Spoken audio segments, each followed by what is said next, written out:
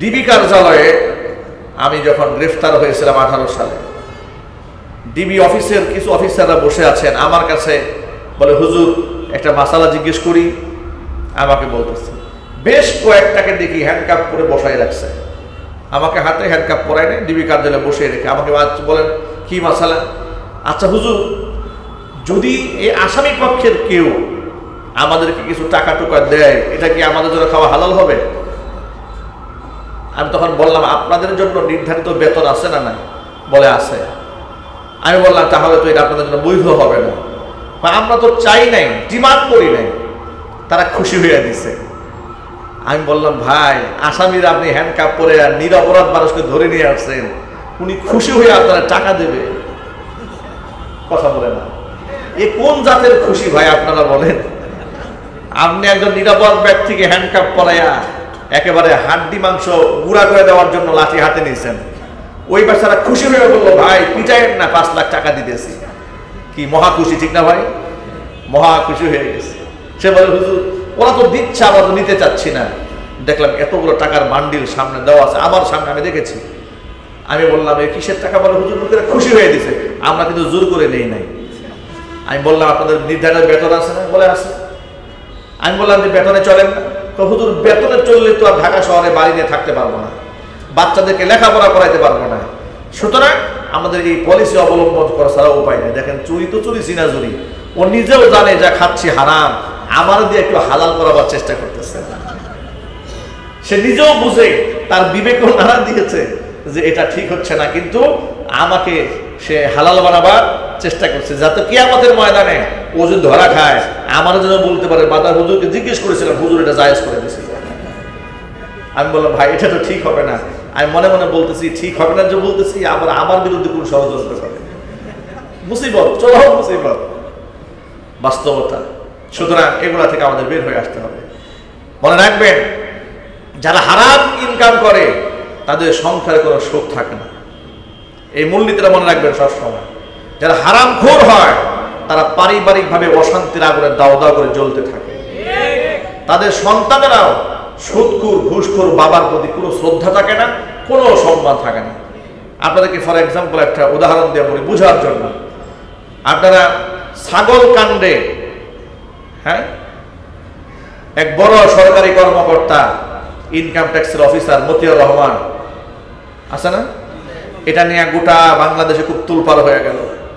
12 লক্ষ টাকার ছাগল কিনতে গেছে ছেলে, এবারে গরু টুরু মিলা প্রায় 60-70 লাখ টাকার কেনাকাটা করেছে, গরু ছাগল কিনেছে, শখ পূরণ করেছে। এরপরে দামি দামি গাড়ি, প্রাডো গাড়িতে অল্প বয়সের ছেলে চলে।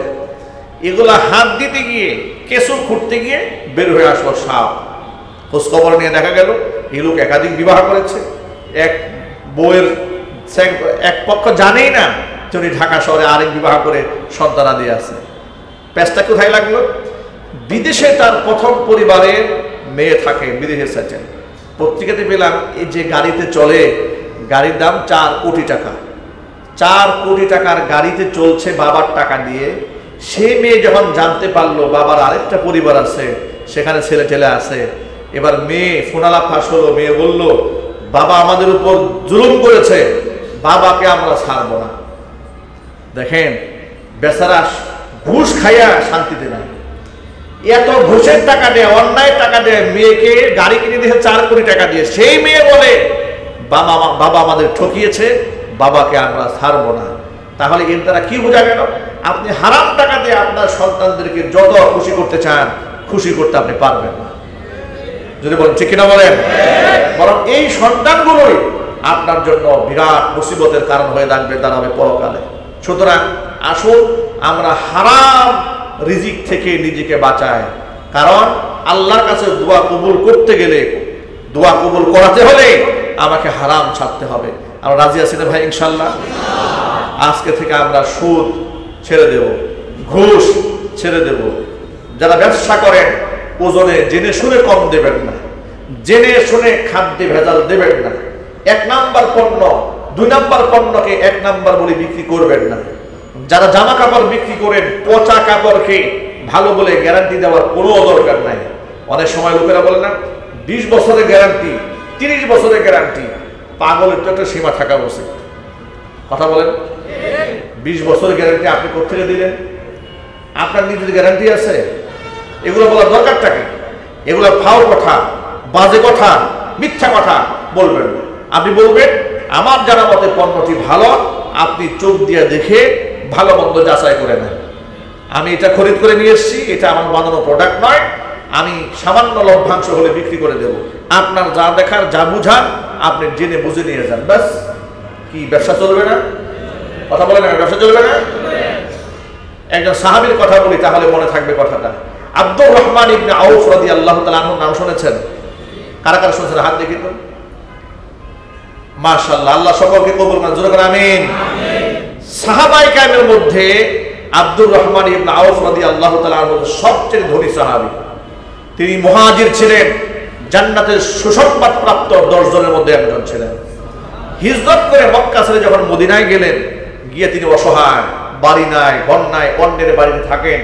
জিজ্ঞেস করলেন মদিনাবাসীকে, আচ্ছা তোমাদের বাজার কোন দিকে? বলে ওই দিকে বাজার, চলো আমাকে নিয়ে চলো। বাজারে গিয়েছে, গিয়া দেখেন এক লোক ঝোপড়ির মধ্যে কিছু পণ্য নিয়ে বসে আছে, সকাল থেকে বিকাল পর্যন্ত বিক্রি করতে পারছে না। আব্দুর রহমান ইবনে আউফ রাদিয়াল্লাহু তাআলা আনহু ব্যবসায়িক থিম তার আছে। লোকেরা বলে না, ব্যবসার মধ্যে টাকা ইনভেস্ট করো, টাকা ইনভেস্ট না করে প্রথমত বুদ্ধি ইনভেস্ট করতে হবে। কথা বলতে ব্যবসার মধ্যে কি ইনভেস্ট করতে হবে? জ্ঞান, বুদ্ধি, মেধাকে ইনভেস্ট করেন। টাকার চেয়ে মেধা বেশি ইনভেস্ট করবেন, ব্যবসার মধ্যে প্রফিটেবল হবে। তার টাকা নাই, পয়সা নাই, তিনি বললেন আচ্ছা আল্লাহর বান্দা, সকাল থেকে বসে আছো, বিক্রি হচ্ছে না? বলে না, বিক্রি হচ্ছে না। আচ্ছা তুমি কি এই পণ্যটা আমার কাছে বাকিতে বিক্রি করতে পারবে? ভাইয়া নিশ্চয়ই পারবো। কত টাকা? এত টাকা। তিনি এবার ফলের ঝুড়িটা নিয়ে বাজারে এক কোনায় গিয়ে বসলেন। তিনি তো কথা বলতে জানতেন, ব্যবসায়ী পলিসি তিনি বুঝেন। ব্যবসায়ী পলিসি বসে বুঝে সামান্য ফল নিয়ে ঝুপড়ির মধ্যে মদিনার বাজারে এক কোনায় বসলেন। বসার পরে মুহূর্তের মধ্যে সেগুলা বিক্রি হয়ে গেল। তিনি যে দামে খরিদ করেছেন তার ডবল তার লাভ হয়ে গেল। ওই লোকটাকে বাকি টাকা ফেরত দিলেন, তার 50-50 প্রফিট হয়ে গেছে। এই টাকাটাই মূলধন হয়ে দাঁড়ালো। এই মূলধন দিয়া পরের দিন আবার ফল কিনে বাজারে বসলেন। এভাবে একদিন দুদিন যেতে যেতে গোটা মদিনার মধ্যে এত জনপ্রিয় ব্যবসায়ী তিনি হয়ে উঠলেন। মদিনাবাসী এক ডাকে তার নামটা সকলে জানতো, আব্দুর রহমান ইবনে আউফ। কিছু ভালো কিছু লাগলে সবাই বলতো আব্দুর রহমানের কাছে যাও। সুবহানাল্লাহ বলবেন না? দেখবেন না আমাদের বাজারের মধ্যে কিছু ব্যবসায়ী এরকম থাকে, লোকেরা ভালো কিছু কিনতে গেলে সবাই এক ডাকে বলে অমুকের কাছে যাও। আছে না ভাই এরকম? একটু যদি বলেন ভাই, আছে না? লোকেরা এক ডাকেই বলে তুমি ভালো কিছু পেতে চাও, ওই অমুকের কাছে যাও, ও ভালো জিনিস বিক্রি করে, খারাপ জিনিস বিক্রি করে না। এক দোকানদারও বলে দেয় যে ভাই ভালো জিনিস নেবেন, এটা আমার কাছে নেই, ও যে ওর কাছে যান। তো এইরকম ভাবে আব্দুর রহমান ইবনে আউফ মুখে মুখে চলে আসলেন। আল্লাহ তাআলা এমন বরকত দেওয়া দিলেন তাকে। আব্দুর রহমান ইবনে আউফের সম্পদের বিবরণ রাসূল শুনলেন, তার জন্য সম্পদের বৃদ্ধির জন্য আল্লাহর কাছে দোয়া করলেন। আব্দুর রহমান ইবনে আউফ বলেন, রাসূল আমার ব্যবসার জন্য দোয়া করার পরে অবস্থা এমন হলো, আমি যদি কোথাও ছায়ের মধ্যে হাত দিয়েছি, ছাই আমার কাছে সোনা হয়ে ধরা দিয়েছে। আল্লাহ নবীর ইন্তেকালের পরে মা আয়েশা রাদিয়াল্লাহু তাআলা আনহা তখন বার্ধক্যে উপনীত হয়ে গেছেন। মদিনার মধ্যে একটু অর্থনৈতিক সংকট চলতেছে। এমন সময় আব্দুর রহমান ইবনে আউফ রাদিয়াল্লাহু তাআলা আনহু তিনি আন্তর্জাতিক মানের ব্যবসায়ী হয়ে গেছেন। ইতোমধ্যে বিরাট ব্যবসায়ী, 1000 উট ভর্তি সামানা, খাবার, এগুলো নিয়ে মদিনার মাটিতে তার উট ঢুকতেছে সিরিয়ালে 1000 উট। সুবহানাল্লাহ বলবেন না? এটা হচ্ছে ব্যবসায়িক একটা চালান, 1000 উট ঢুকতেছে। হাদিস শরীফের মধ্যে এসছে যে উটের পায়ের আওয়াজে মদিনাবাসীর আওয়াজ এমন ভাবে শুনতে ছিল, মনে হচ্ছিল মদিনায় ভূমিকম্প শুরু হয়েছে। এত উট একসাথে আসতেছে, মদিনার মধ্যে শহরে ঢুকতেছে, প্রত্যেকটা উট ভরা মালামালে ভরপুর। এই দৃশ্য যখন আয়েশা রাদিয়াল্লাহু তাআলা আনহা আওয়াজ শুনতে পেলেন, জানালার ফাঁক দিয়ে একটু দেখলেন, এগুলা কি? দেখলেন সিরিয়ালে উট যাচ্ছে, উট যাচ্ছে, উট যাচ্ছে। জিজ্ঞেস করলেন এগুলো কার? মা আয়েশাকে বলা হলো আব্দুর রহমান ইবনে আউফের। এটা শুনে মা আয়েশা খুব খুশি হলেন। তিনি বললেন, আল্লাহ তাআলা আব্দুর রহমান ইবনে আউফের সম্পদে আরো বারাকা দান করেন। এই কথার আওয়াজটা আব্দুর রহমান ইবনে আউফের কানে চলে গেছে। তিনি শুনতে পেয়েছেন যে মা আয়েশা আপনার জন্য দোয়া করেছে, আপনার সম্পদের জন্য দোয়া করেছে। আব্দুর রহমান ইবনে আউফ রাদিয়াল্লাহু তাআলা আনহু, আল্লাহ পাক তাদেরকে কেন সম্পদ দিবেন না বলেন? যখন শুনেছেন রাসূলের স্ত্রী উম্মুল মুমিনিন মা আয়েশা তার সম্পদে বারাকার জন্য দোয়া করেছেন, তিনি বলেছেন এই 1000 উট ভর্তি যত খাবার আছে সব আমি আল্লাহর রাস্তায় ফ্রি সদকা করে দিলাম। মা আয়েশা আমার জন্য দোয়া করেছে, সুবহানাল্লাহ বলেন তো।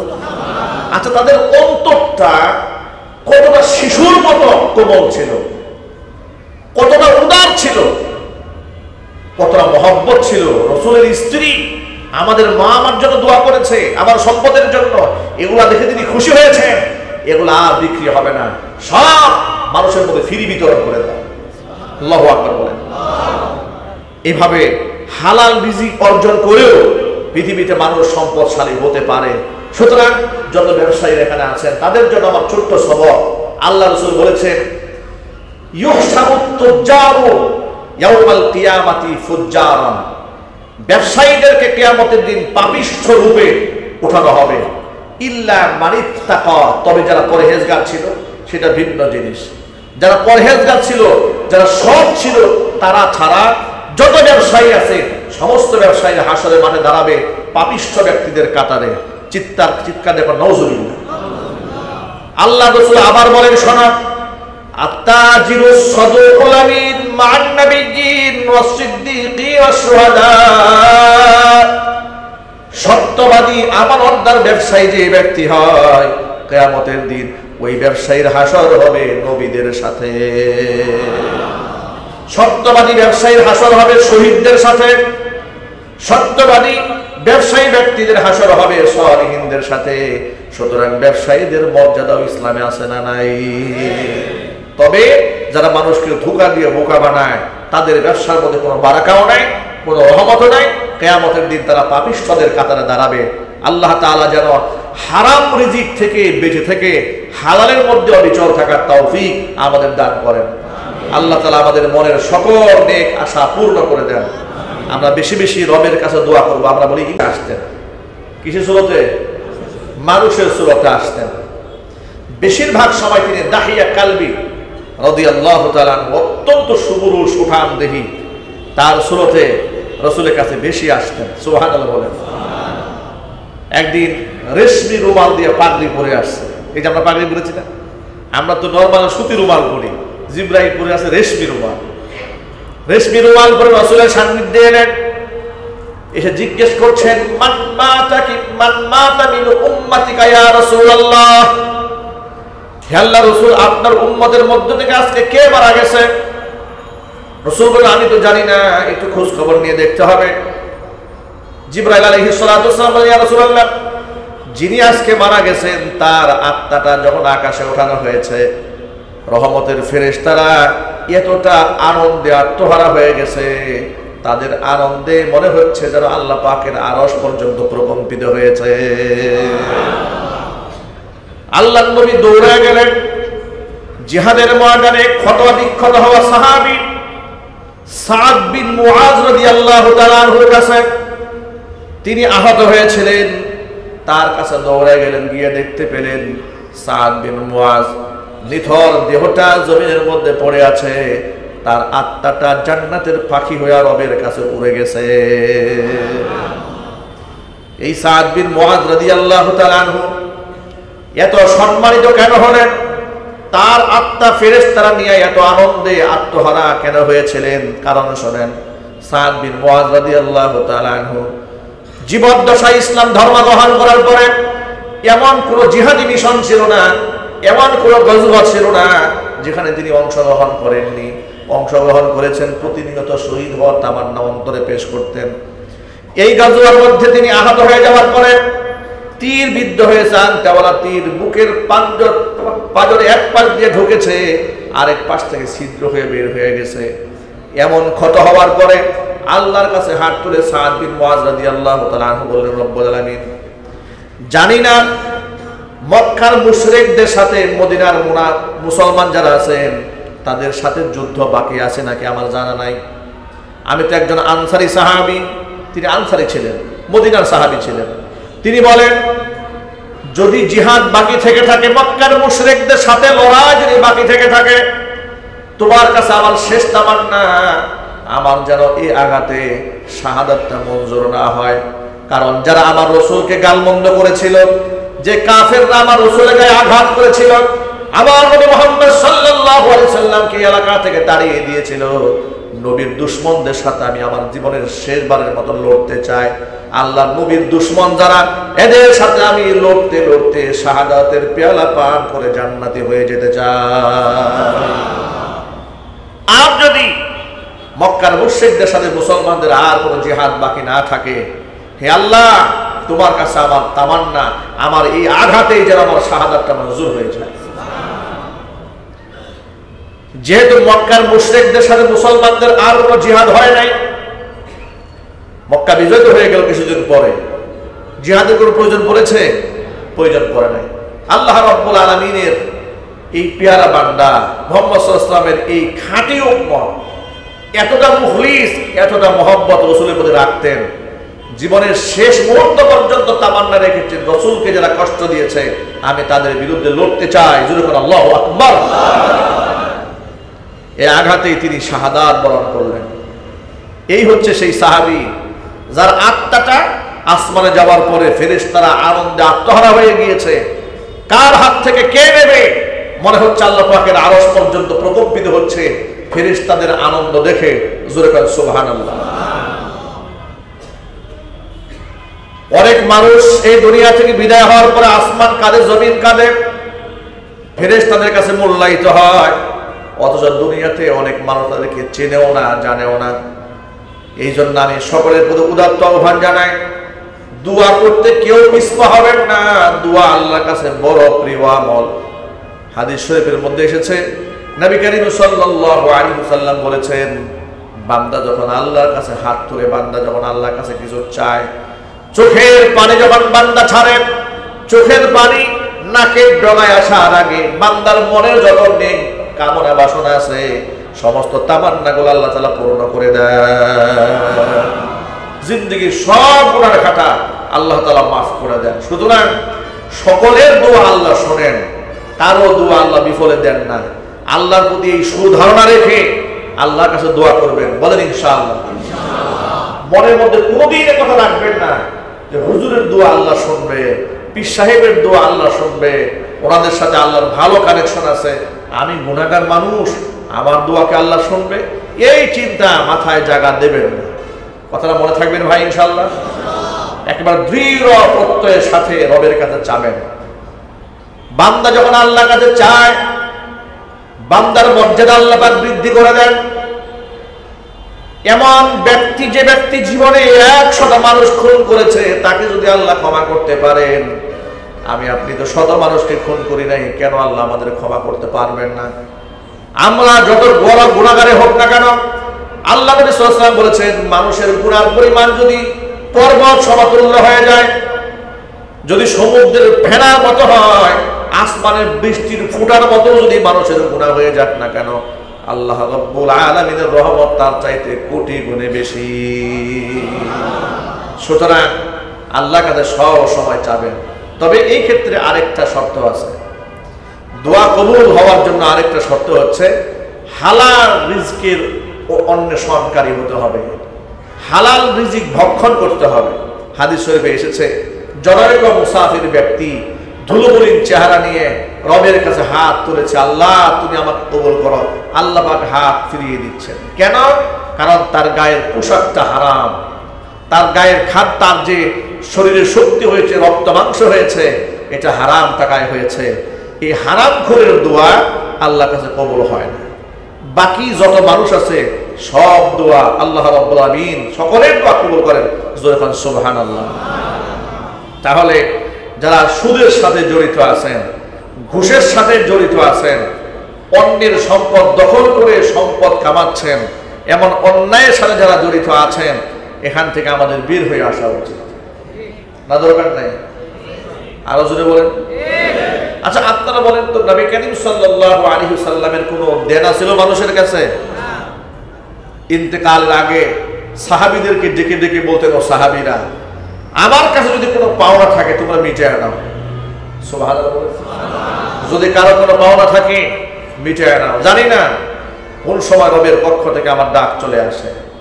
এভাবে আল্লাহ রাসূল সাল্লাল্লাহু আলাইহি ওয়াসাল্লাম, যিনি কারো কাছ থেকে দায়বদ্ধ নন, তিনি বারবার উম্মতের কাছ থেকে বিদায় নিয়েছেন আর বলছেন, যদি কোনো কিছু চাওয়া পাওয়া থাকে আমার কাছে, পাওনা আগেই মিটায় নাও, পরকালে আমি জবাবদিহিতা করতে চাই না। চিল্লা এখন আল্লাহু আকবার। গোটা উম্মার জন্য এটা আমাদের জন্য বিরাট বড় শিক্ষা আছে। আমরা এমন অবস্থার মধ্যে জড়াই পড়েছি, এখন 2, 4, 5 ওয়াক্ত নামাজ পড়ে আমরা মনে মনে চিন্তা করি, বিগত যা জীবনে যা করেছি তো করেছি, অন্যের সম্পদ যা খাওয়ার তো খেয়েছি, অন্যের হক যা নষ্ট করতে করেছি, অন্যের জমি যাওয়ার দখল যা করার তো করেছি, আর হজ করে আসছি, উমরাও করে আসছি, নিশ্চয়ই আল্লাহ আমার মাফ করে দেবে। কি এত সহজ? যদি বলেন এত সহজ? এত সহজ নয়। হকুল ইবাদ, বান্দার হকের ব্যাপারে খুব সজাগ দৃষ্টি রাখতে হবে। কি লাভ হবে এই অন্যায় হারাম ইনকাম করে? মনে রাখবেন, আমি একজন ব্যক্তি, আমাকে বেঁচে থাকার জন্য যতটুকু রিস্কের প্রয়োজন, সেটা আল্লাহ রাব্বুল আলামিন, আমি যদি হালাল পথেও থাকি, এটা খুব সাধারণভাবে আমার হাতে আল্লাহ পাক পৌঁছে দেবেন। ঠিক কিনা যদি বলেন? আমি সামান্য চেষ্টা করলে আমি হারাম থেকে বেঁচে থেকে আমার জীবিকা আমি নির্বাহ করতে পারবো। আর এই পৃথিবীতে শুধুমাত্র জীবিকার তাগিদে মানুষ হারামে খুব কম হাত দেয়। মানুষ হারামে হাত দেয় বিলাসিতা করার জন্য। কথা বলেন, ঠিক কিনা বলেন? বিলাসিতার জন্য হারামে হাত দেয়, জীবিকা নির্বাহের জন্য হারামে কেউ হাত দেয় না। যত ভাইরা এখানে এসেছেন, সকল ভাইদেরকে বলছি, সুদ ভয়াবহ হারাম, ঘুষ ভয়াবহ হারাম। এখান থেকে আমাদের বের হয়ে আসতে হবে। সুদ খাওয়া হালাল না হারাম? জোরে বলেন। আজকে ঘরে ঘরে সুদ আছে না নাই? ব্যবসার মধ্যে সুদ আছে না নাই? সব জায়গার মধ্যে সুদ, সুদি কারবার, সুদি লেনদেন। এখান থেকে আমরা যদি বের হয়ে না আসি, কি ফায়দা হবে রবের সামনে সেজদা দিয়ে? আল্লাহ নবী বলেছেন, লা ইয়াদখুলুল জান্নাতা লাহমুন নাবাতা মিনাস সুহদি। ওই গোশতের টুকরা জান্নাতে ঢুকবে না যে গোশতের টুকরাটা বেড়ে উঠেছে হারাম রক্তে মাংসে। হারাম খেয়ে যে গোশতটা হয়েছে, ওই গোশত জান্নাতে প্রবেশ করবে না। মনে রাখবেন,